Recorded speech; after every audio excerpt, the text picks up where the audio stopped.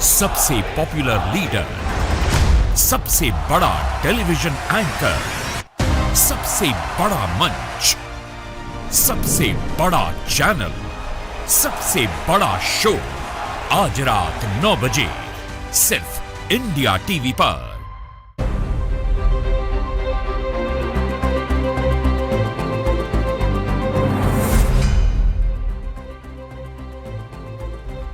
बहुत स्वागत है, आप देख रहे हैं आपका शो कॉफी पर कुरुक्षेत्र। मैं हूं सौरभ शर्मा आपके साथ और बस 3 घंटे का समय और बाकी है। कुछ ही देर में इंडिया टीवी पर टेलीविजन के इतिहास का सबसे बड़ा शो आने वाला है और ये शो इस वक्त सोशल मीडिया पर नंबर 1 ट्रेंड कर रहा है। Hashtag Modi with Rajat Sharma. ऐसा कोई आदमी नहीं है जो इस पर बात नहीं कर रहा। प्रधानमंत्री मोदी का ये इंटरव्यू हर अखबार में, न्यूज साइट्स पर हेडलाइन बना हुआ है, न्यूज एजेंसीज भी इसको दिखा रही हैं और आपने देखा होगा कि अधिकतर शो जब शुरू होता है तब वो ट्रेंड में आता है। भाई आप प्रोग्राम देख रहे हैं, देखते देखते लोग उसकी बात करना शुरू करते हैं। लेकिन ये तो आज रात 9 बजे शुरू शो होगा, उसे 3 घंटा पहले नंबर 1 पर ट्रेंड करने लग रहा है। इसका आप इससे अंदाजा लगाइए कि लोगों में एक्चुअली कितनी क्यूरियोसिटी थी, उत्सुकता थी कि भाई ये प्रोग्राम हो क्यों नहीं रहा, मोदी जी और रजत जी का जो इंटरव्यू है ये आ क्यों नहीं रहा है। तो आज रात 9 बजे प्रधानमंत्री मोदी का ये सबसे जबरदस्त इंटरव्यू शो आने वाला है। हजारों लोगों के सामने इंटरव्यू हुआ है, नरेंद्र मोदी उन सबके सामने थे और दूसरी तरफ रजत शर्मा के सवाल थे। इस शो में सबसे पहली बात जो आप भी महसूस करेंगे, एक जबरदस्त एनर्जी दिखाई दी। रजत शर्मा के करारे सवाल पर प्रधानमंत्री के अद्भुत जवाब है, अद्भुत। इलेक्शन से जुड़े हर मुद्दे पर सवाल हुआ, हर मुद्दे पर जवाब आया। नरेंद्र मोदी के काम का हिसाब किताब इसमें आपको मिलेगा। आज रात 9 बजे, बस ये टाइम आप नोट कर लीजिए। हजारों की ऑडियंस के बीच रजत शर्मा ने प्रधानमंत्री मोदी से पूछा जैसे कि पाकिस्तान के बम में दम है क्या, पाकिस्तान के एटम बम से डरा रहते मणिशंकर ये, तो पूछ लिया रजत जी ने। प्रधानमंत्री ने कतर में हमारे जो नेवी अफसरों को सजा हो गई थी उनको कैसे छुड़वाया। देश में नोटों के बंडल कहां से मिल रहे हैं, मोदी जी ढूंढ ढूंढ के कहां से निकाल रहे हैं। केजरीवाल के घर में जांच हुई, चवन्नी भी क्यों नहीं मिली। संविधान पर हमला किसने किया, अदालत को चैलेंज किसने किया, इलेक्शन कमीशन पर आरोप क्यों लगाए जा रहे हैं। इन सारे सवालों के जवाब आज प्रधानमंत्री नरेंद्र मोदी आपको देने वाले हैं रात 9 बजे। तो बस आप रात 9 बजे ये आइकॉनिक, जबरदस्त, ऐतिहासिक इंटरव्यू आप मिस मत कीजिएगा बस किसी भी सूरत में। अच्छा, आज हम कॉफी पर कुरुक्षेत्र में जो हम बात करेंगे इस इंटरव्यू के हवाले से जो कुछ बातें निकली हैं उनके बारे में, तो इससे आपको थोड़ा थोड़ा कुछ एक टीजर सा मिलता रहेगा रात 9 बजे के लिए और फिर हम लोग अपनी चर्चा भी करते रहेंगे। हर्षवर्धन त्रिपाठी जी हमारे साथ हैं, स्वागत हर्षवर्धन जी आपका। हमारे साथ दीपक चौरसिया साहब हैं, रोज की तरीके से, बस स्वागत दीपक जी। हमारे पॉलिटिकल एडिटर देवेंद्र पराशर हमारे साथ हैं और हम लोग तो आज दोनों वहीं थे ही, भारत मंडपम मंडप की तरह सजा हुआ था। हजारों लोग वहां पर आए हुए थे, आज देश के कोने कोने से लोग वहां पर पहुंचे हुए थे। और जैसे मैं तो पहले जैसे हमने एनर्जी की बात की, क्या एंट्री थी नरेंद्र मोदी की। नरेंद्र जी ने जब अनाउंस किया 3 मिनट तक तो ताली बजती रही।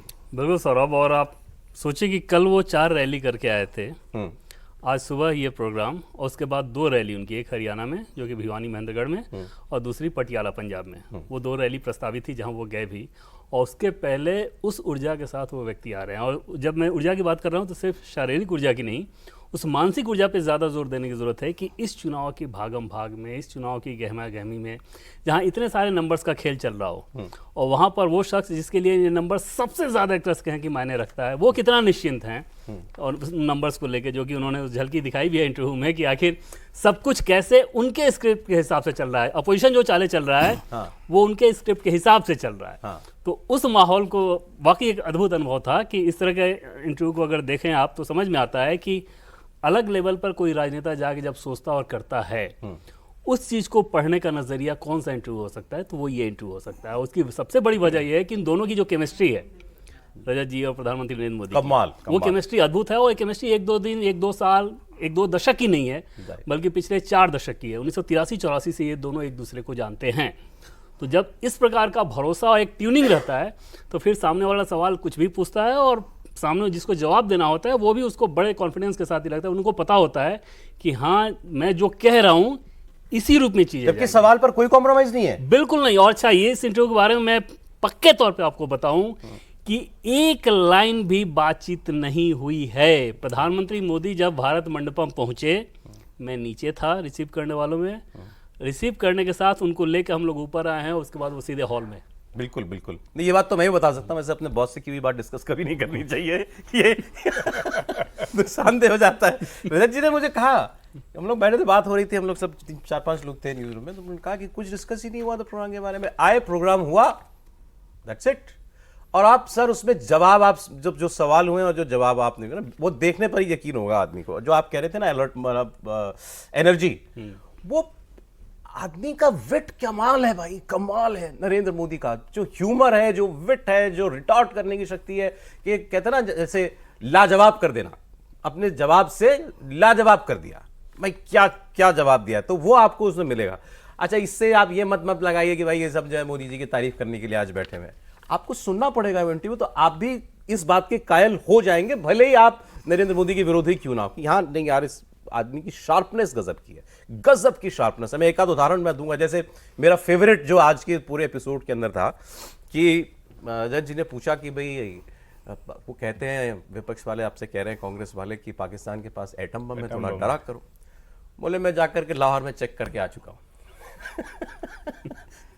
मोदी जी नवाज शरीफ की पोती की शादी में, पोती या नवासी की शादी में लाहौर चले गए थे, अफगानिस्तान गए थे ऑफिशियल टूर पर। उन्होंने जाते हुए रास्ते में जो है, शायद उस दिन जन्मदिन भी था नवाज शरीफ जी, उस दिन प्रधानमंत्री थे नवाज शरीफ, उनका जन्मदिन था, तो उन्होंने उनको फोन पर विश कर दिया। उन्होंने कहा कि अरे आज मेरे घर में शादी है, आप आ जाइए भाई। उन्होंने भी ऐसे ही न्योता दे दिया, तो उन्होंने कहा ठीक है। उन्होंने बोला ऑफिस पहले अपने सेटअप में बात की, उस टाइप का हो गया, गाड़ी मुड़वा लो, गाड़ी मुड़वा लो, तो ये अपना हेलीकॉप्टर 120 लोग थे सौरभ साथ में। हाँ, उस क्रू में, प्रधानमंत्री मोदी के क्रू में लगभग 120 लोग थे। और उस वक्त चर्चा, देवेंद्र आपको याद हो तो ये हुई थी कि एक दुश्मन मुल्क, बिल्कुल, एक दुश्मन मुल्क में जा करके भारत का प्रधानमंत्री उनके हेलीकॉप्टर में बैठ गया भाई, जा करके। या इसके लिए गट्स चाहिए, तो जिगर भी चाहिए, जिगर चाहिए भाई।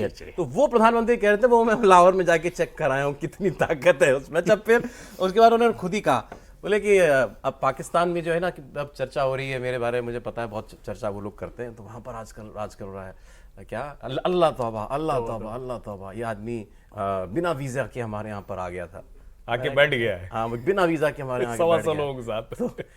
तो उन्होंने कहा कि अरे भाई हमारे देश का हिस्सा था ना, कुछ वक्त पहले हमारे देश का हिस्सा था ना।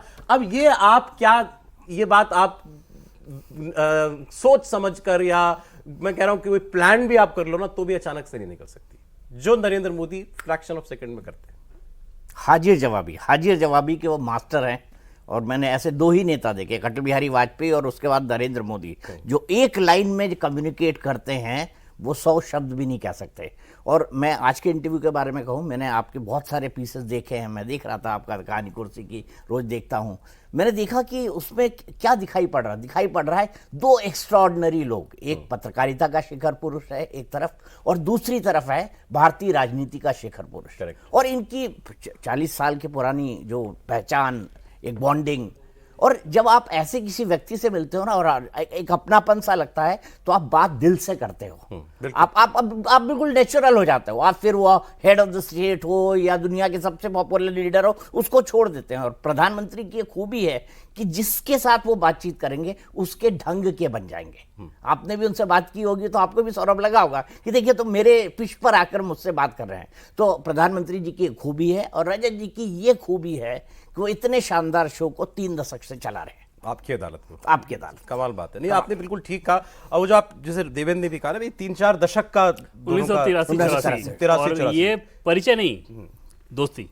और वो दोस्ती ऐसी होती थी सौरभ कि अरुण जेटली, नरेंद्र मोदी और रजत शर्मा जी, ये तीनों एक साथ जाते थे करोल बाग, और वहाँ पे साथ लंच करना, गपशप करना। और उस समय अगर इनकी बातचीत को रिकॉर्ड किया गया होता, तो वो समझ में आता कि राजनीतिक व्यंग्य या राजनीतिक नजरिया, दोनों चीज़ें किस प्रकार की होती है। जो हास्य की बात जो आप कर रहे हैं, ये इन दोनों की बातचीत में हमेशा से ही रहा है। जैसे नरेंद्र मोदी जब गुजरात में मुख्यमंत्री की शपथ ले रहे थे, उस शपथ ग्रहण समारोह में उन्होंने रजत जी को बुलाया।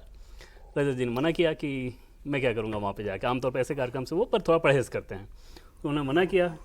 नरेंद्र मोदी जी का पता है उधर क्या जवाब था कि भाई मैं सांसारिक व्यक्ति तो हूँ नहीं, तो मैं किसी बच्चे की शादी में या किसी मुंडन समारोह में इसमें तो बुला नहीं सकता, तो मेरे लिए तो यही कार्यक्रम है, आपको आना पड़ेगा। नहीं, लेकिन देखिए एक बात, हाँ सॉरी, आप कुछ कंप्लीट करिए। उसके बाद जब उस कार्यक्रम में वो गए, तो आमतौर पर जैसा कि रजत जी कोशिश करते हैं कि ऐसी चीज़ों में थोड़ा सा अपने आप को पीछे रखे, ज़बरदस्ती का स्टेज पे क्यों जाना, ये करना। वो सामने बैठ गए थे, जयंत अडवाणी उनके साथ थे।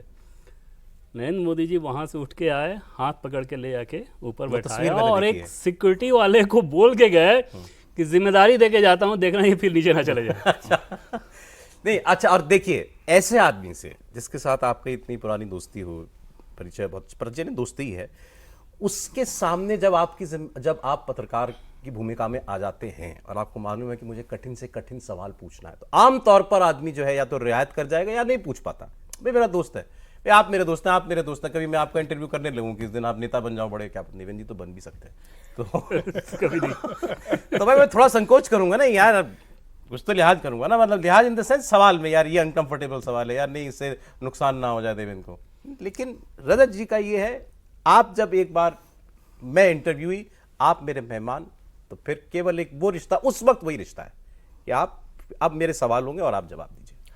देखिए सौरभ जी, एक तो ये कि हम लोगों ने दोपहर में तो कुछ बात की ही थी, एक तो ये कि रात 9 बजे आज इंडिया टीवी पे कम्युनिकेशन की मास्टर क्लास लगने वाली है, यानी आप कैसे कम्युनिकेट करते हैं। और जाहिर है एक व्यक्ति जो पत्रकारिता में इतने दशकों का अनुभव है, दूसरा व्यक्ति राजनीति में, लेकिन दोनों के बीच में दोस्ती संबंध ये सब एक चीज़ है, लेकिन दोनों की जो देश के प्रति निष्ठा है, और मैं इसको रेखांकित करके कह रहा हूँ, दोनों के जो शुरुआती जीवन जिसको तरुणाई कहते हैं, उस वक्त की जो ट्रेनिंग है वो भी इसमें बड़ी महत्वपूर्ण है। दोनों बड़े हम्बल बैकग्राउंड से आते हैं, बहुत, दोनों के जीवन में ढेर सारे ऐसे संघर्ष रहे हैं जो आप कह रहे हैं ना कि रियायत बरत दे दोस्ती होने के नाते, दोनों अपनी जगह जहां खड़े होते हैं उससे समझौता नहीं करते हैं। कम से कम हम लोग दोनों के बारे में इतना कुछ तो जानते हैं कि दोनों में से कोई भी समझौता नहीं करता है, और जिस विषय पर बात करते हैं उस पर तथ्य के साथ होते हैं।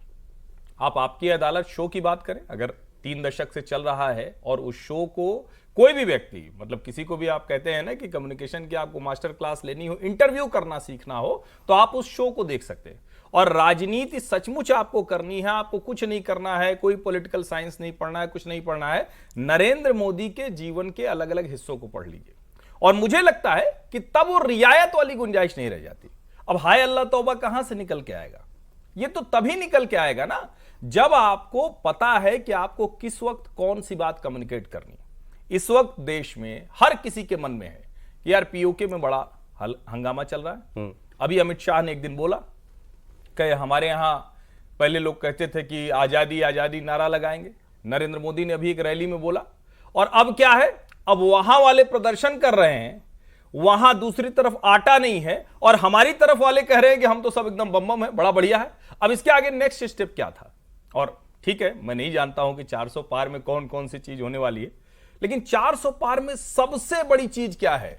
सबसे बड़ी चीज यह है हमारा हिस्सा कब वापस आएगा। और जो मोदी जी की एक लाइन है ना कि हम तो देख के आए हैं, अपना ही तो था, ये आज देश के कितने बड़े वर्ग को कम्युनिकेट कर गया होगा, इसकी कल्पना नहीं किया। कोई कैंपेन, कोई ब्रांडिंग वो शायद इसको पूरा नहीं कर पाती। नहीं, बिल्कुल ठीक कह रहे नहीं। अच्छा, ये बात प्राइम मिनिस्टर ने जब कही तो मतलब आप अंदर से एक प्राइड आपको महसूस होता है कि यार बिल्कुल ठीक कह रहे हैं, पाकिस्तान था क्या, हमसे ही तो निकला, हमारा ही तो था, हमारा ही तो हिस्सा है, पीओके हमारा ही तो है।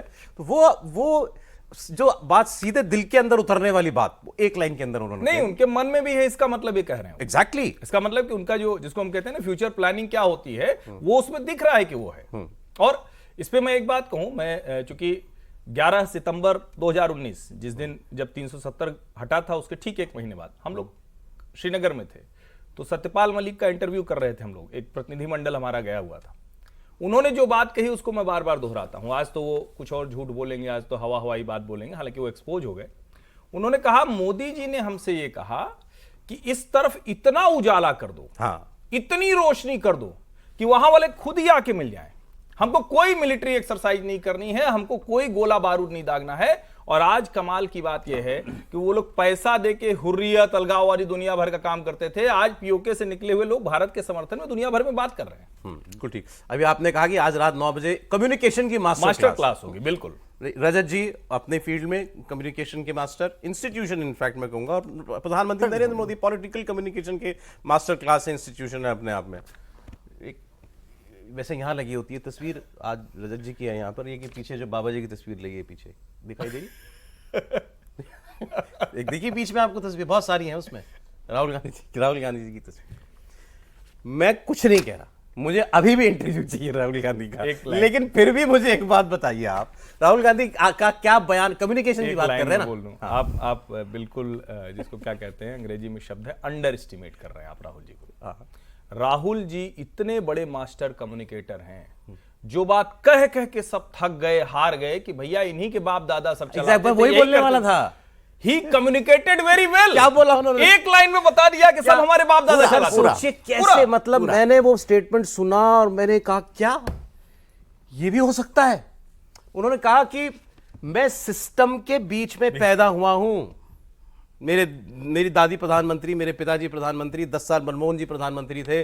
शुक्र है उस वक्त उन्होंने ये नहीं कहा कि उस वक्त मेरी माता जी सब चलाती थी, इसलिए तो वो ये बोल रहे थे उनके घर आता जाता था, उनके घर में आता जाता था, नजदीक से जानता हूं। तो मैं सिस्टम के बीच में पैदा हुआ हूं, मैं सिस्टम को अंदर से जानता हूं। आप मुझे ये नहीं कह सकते कि मुझे भटका नहीं सकते कि सिस्टम कैसे चलता है, और ये सिस्टम पिछड़ों के खिलाफ है। कहना क्या चाहते हो?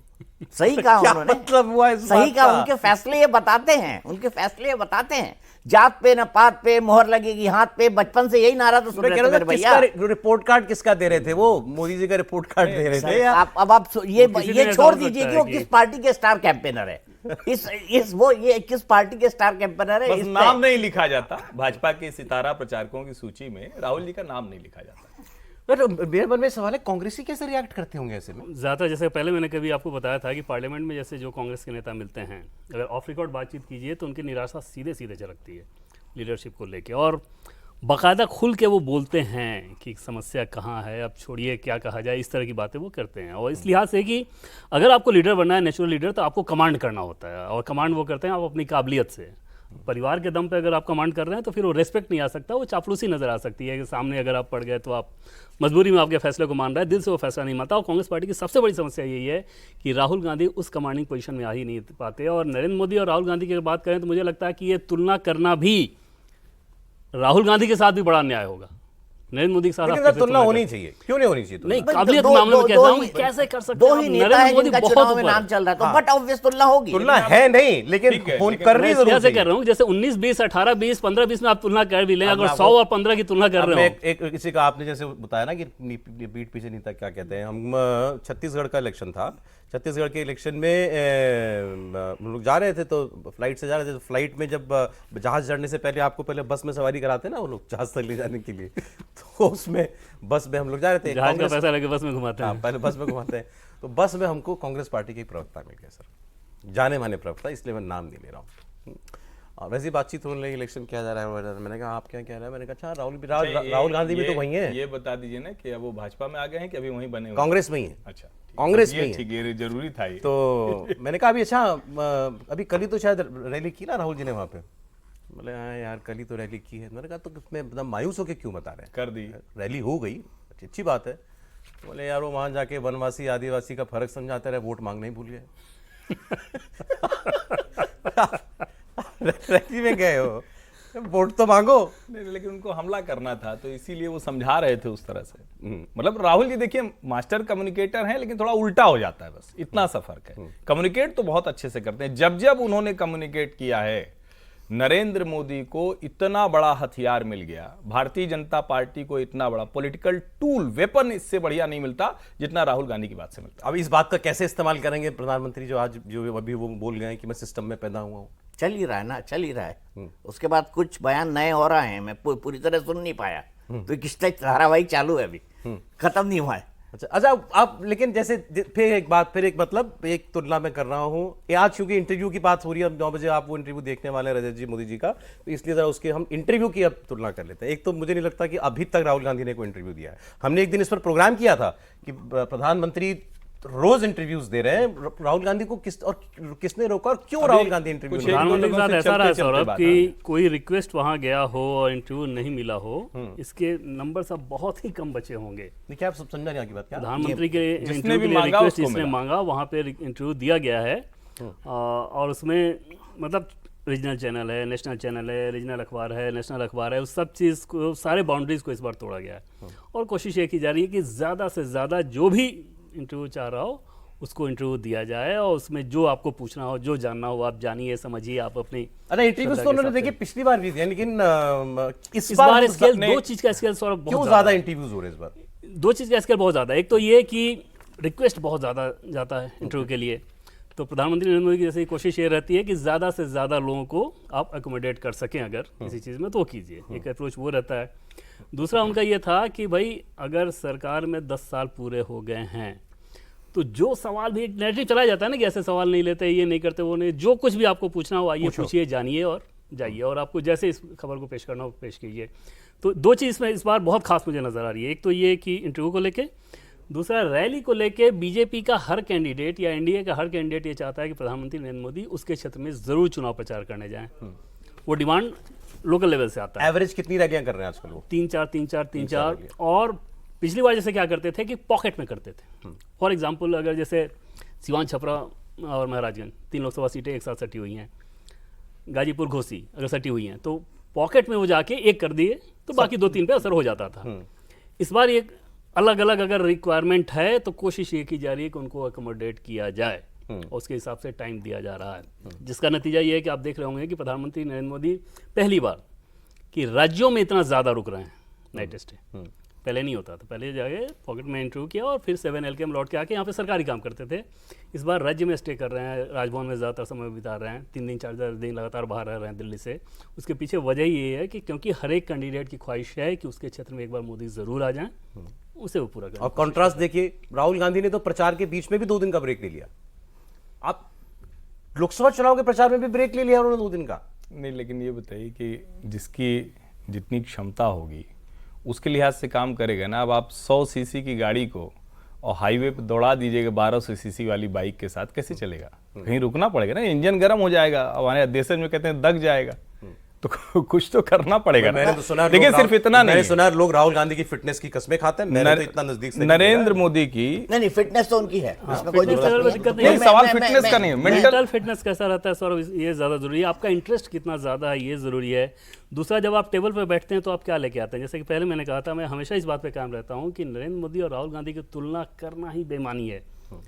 एक व्यक्ति जो कि 5 दशक अगर पब्लिक लाइफ में इस तरह से रहा, कैसे तुलना करेंगे? अपनी पार्टी के तो सबसे बड़े नेता और सबसे बड़े कैंपेनर वही राहुल गांधी है ना, तो उनको प्रधानमंत्री के सामने कौन? तो राहुल गांधी। कोई बताओ तो कैसे? होगा। आप इंटरव्यू आप दे नहीं रहे हो, रैलियां भी मुझे नहीं लगता ये उस लेवल पर, या वो इतनी रैलियां एक दिन में वो आपको जैसे ये सौरभ नहीं लगता होगा कि अगर वो इंटरव्यू देंगे तो बीजेपी के बारे में बात नहीं करेंगे, वो जर्नलिस्ट से लड़ जाएंगे, उनका इंटरव्यू बीच में ही खत्म होगा। वो तो 19 में प्रेस कॉन्फ्रेंस में वही कर रहे हैं वो। रैलियों के करने से ज्यादा जो ज्यादा महत्वपूर्ण है, प्रधानमंत्री नरेंद्र मोदी हर रैली में वहां के स्थानीय मुद्दों के साथ कुछ ऐसी चीज बोल के जाते हैं जो उस इलाके में 2-4 दिन चर्चा में रहता है। दूसरा, हर जगह वो इशू क्रिएट करते हैं। आप इस पूरे चुनाव को देखिए, पहले चरण से लेकर अभी तक इशू क्रिएट हुए हैं। अब जैसे एक बड़ा रोचक अभी जो वो बस्ती में बोल के आए, उन्होंने कहा कि भाई हम तो हर घर में नल से जल पहुंचा रहे हैं, अब देखिएगा नहीं तो कुछ लोग टोटिए लेके भाग जाएंगे। अब मतलब ये बड़ा छोटा सा है,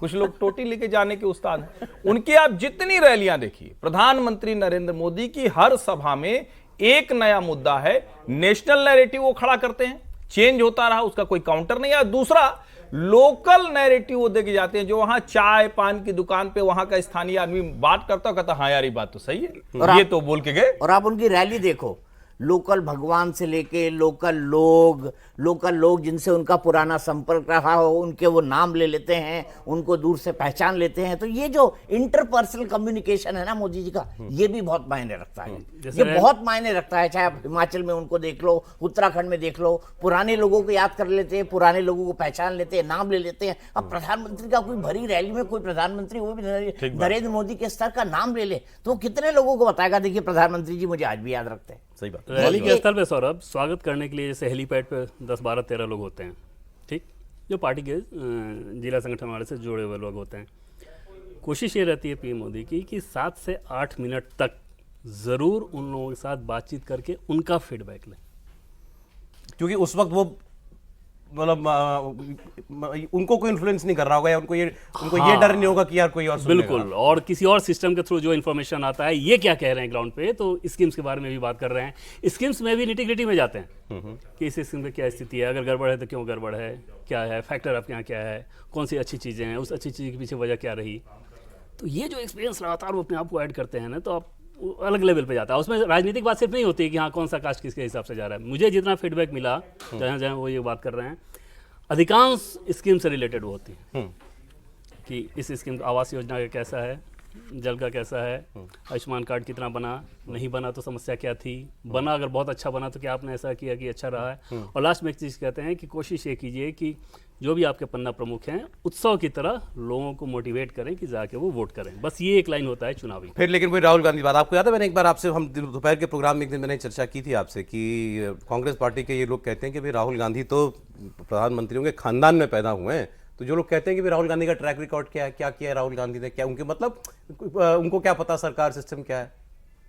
आज तो उन्होंने खुद ही कह दिया है, इन सेंस वो कह रहे हैं कि वो क्वालिफाइड है, भाई इज क्वालिफाइड। नहीं, मैं ये कह रहा हूं कि क्वालिफाइड हो सकते हैं। क्वालिफाइड तो कोई भी, जो आईएएस बनने के लिए ग्रेजुएशन होना है, चाहे जहां से आप किए हों, ग्रेजुएट हो गए तो हो गए, लेकिन उसके बाद वाली जो मेहनत है, तो जो मतदाता हो गया वो प्रधानमंत्री पद के लिए क्वालिफाइड है। लेकिन सवाल यह है कि क्या वो अपनी पार्टी को इस स्थिति में ले जा पाता है। और मैं इस बात को थोड़ा आगे बढ़ाऊं, हर जगह ये अपने आप में नया प्रयोग है कि जितने लोग आप उनकी रैलियां प्रधानमंत्री की जोड़िए और उसको 12-15 से गुणा कीजिए, ये हर बार नए लोग हैं। और वो नए लोग पार्टी के कोई बड़े पदाधिकारी हों ऐसा कतई नहीं है। बहुत छोटे पदाधिकारी, सामान्य पदाधिकारी, हो सकता है कोई एक विधानसभा में कोई मेहनत कर रहा है, अचानक उसकी सूची में उसका नाम आ गया और वो भी जो प्रधानमंत्री नरेंद्र मोदी का स्वागत करने वाला है उसमें शामिल है। ये जो एक नए तरह का प्रयोग शुरू हुआ, और ये प्रधानमंत्री नरेंद्र मोदी के, इसके पहले क्या होता था, भाजपा के बड़े नेता जाते थे, जिला अध्यक्ष है, महानगर अध्यक्ष है, कोई प्रदेश का नेता आया, विधायक, सांसद, बात खत्म। उसके अलावा वो हेलीपैड पे कोई जाता ही नहीं। मैं एक छोटा सा किस्सा सुनाता हूँ, शायद साउथ का है। ये आया था कि घर में खुशी आई है, घर में जो वाइफ है उनको बेटा हुआ है, लेकिन कार्यकर्ता के तौर पर प्रधानमंत्री के स्वागत के लिए वो मौजूद था। तो प्रधानमंत्री उससे स्पेशली मिलते हैं, उसमें पूरी एक स्टोरी क्रिएट होती है और ये बताया जाता है कि देखिए एक ऐसे भी समर्पित कार्यकर्ता है जिनके घर में इतनी बड़ी खुशी है, लेकिन फिर भी वो पार्टी के काम के लिए जो है धूप के अंदर खड़े हुए हैं। तो कैसे मतलब आपने अब उस कार्यकर्ता को जिंदगी भर एक किस्सा याद रहेगा, उस बेटा या बेटी जो भी होगी जिंदगी भर इस बात से पहचानी जाएगी, देखिए मोदी जी ने। अच्छा चलिए सर, अब जरा हमारे पास जो आखिर के 2-4 मिनट बचे हैं, अब ये तो हमारा फर्ज है ना कि लोगों को ये बताते रहना चुनाव में क्या, चुनाव कहाँ पहुंच गया है।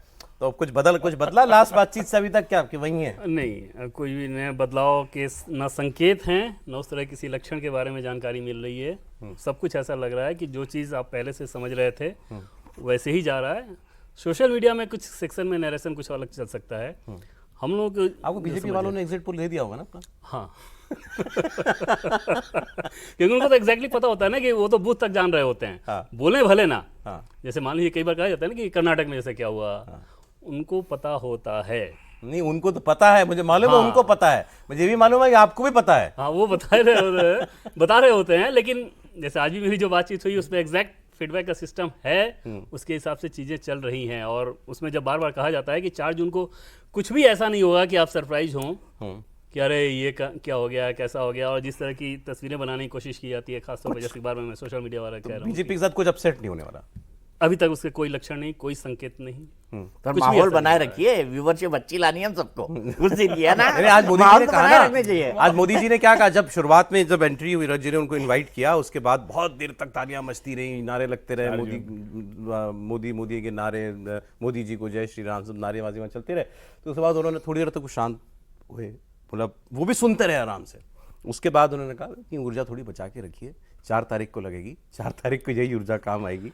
तो ना मैं कॉन्फिडेंस तो एक दिलचस्प चीज़ और मैं आपको बता दूं कि जिस भारत मंडपम में आज ये इंटरव्यू हुआ है, उसमें अगले 4 से 5 महीने के अंदर 40 प्रोग्राम प्रधानमंत्री नरेंद्र मोदी के लिए ऑलरेडी लाइंड अप हैं, बुक्ड है ऑलरेडी, ऑलरेडी बुक मतलब प्रधानमंत्री के तौर पर उनकी और 10 जून से डायरी बनी हुई है। डायरी बनी हुई है और 10 जून से उसकी शुरुआत हो रही है। चलिए अब आखिरी मिनट है मेरे पास, बता दीजिए कुछ बदलाव हो तो। नहीं देखिए, आप मुझे ये तो मुझे तुम्हें 3 बजे बता के गए दोपहर में, फिर पूछ लेता हूँ 3.5 घंटे में कुछ थोड़ा बदला सा क्या? एक रेफरेंस के साथ बता देता हूँ। हाँ। देखिए, अब प्रशांत किशोर और योगेंद्र यादव को तो बहुत सुन लिया देश ने, लेकिन इयान ब्रेमर, ये यूरेशिया.com के प्रेसिडेंट हैं, इंटरनेशनली एक्लेम्ड पॉलिटिकल साइंटिस्ट हैं।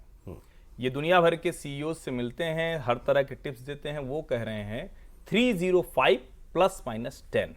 ओके, ये बीजेपी के लिए वो बता रहे हैं, और जहां तक मेरी अपनी राय है, मैं कायम हूं, बदलाव हो रहा है तो वो Bharatiya Janata party international political expert की बात आप इंटरनेशनल बता पॉलिटिकल एक्सपर्ट है, और खूब आकर उन्होंने सबसे बात की है, बहुत जमकर रहे हैं। बात आपका की है। कागज पड़ा है मेरे पास उस दिन जो और तुमने उन्होंने लिख ये के भी दिया था। कहा कि ये जो इकोनॉमी वाला मसला है ना, ये सबसे महत्वपूर्ण है। हाँ। इकोनॉमी की वजह से ये सब कुछ आप वापस दोनों आ का रहा एग्जिट पोल पड़ा हाँ, है मुझे मेरे पास, पता है, वो आप कागज लोग- है ना मेरे ना, पास। मुझे मैं निश्चिंत हूँ उस बात को लेकर। बस मैं तो ये कहना चाहता हूँ, एक ना एक शम्मा अंधेरे में जलाए रखिए, सुबह होने को है माहौल बनाए रखिए। तो 4 तारीख का माहौल जरूर बनाए रखिए देवी जी।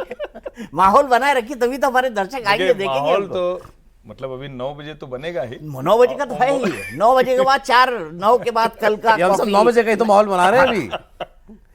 और एक चीज सौरभ, जो आप कह रहे थे ना कि रियायत रजत जी नहीं देते हाँ। मीठू में, अरुण जेटली जी, स्वर्गीय अरुण जेटली जी को अगर देखें तो रजत जी के, मुझे लगता है जितना मैं जानता हूँ कि उनके जीवन के जो 5 सबसे करीबी लोग होंगे, उनमें से एक अरुण जेटली जी तो होंगे ही होंगे। नोटबंदी के बाद जरा उनका कोई अदालत देख ले, उसके बाद वो समझ में आएगा कि बात मैं कहने वाला था, लेकिन मैंने अच्छी बात आपको याद दिला दी। यूट्यूब पे जाके देखिएगा, यूट्यूब पे जाके आप वो इंटरव्यू देखिएगा। वो फाइनेंस मिनिस्टर थे अरुण जेटली, और मुझे लगता है रजत जी के सबसे तीखे जो अदालत के एपिसोड्स हुए होंगे, उनमें से वो एक था। और मतलब मुझे लगता है कि वो तीखा और मीठा नहीं करते, जनता की सोच में जो है, जो मुद्दे हैं, वो सीधे सामने रखते सही हैं। बात है, मतलब जो उस वक्त लोग सोच रहे होते देखिए, हैं। आप जहां खड़े हैं, अगर उसके साथ न्याय नहीं करेंगे तो आपकी साख खतरे में पड़ेगी। बिल्कुल सही। अगर रजत जी की साख बनी हुई है, अरुण जेटली जी की साख बनी रही, प्रधानमंत्री की साख बनी हुई है, तो इसीलिए जहां खड़े हैं उस जमीन के साथ ईमानदारी करते हैं, जो काम कर रहे हैं उसके साथ ईमानदारी करते हैं।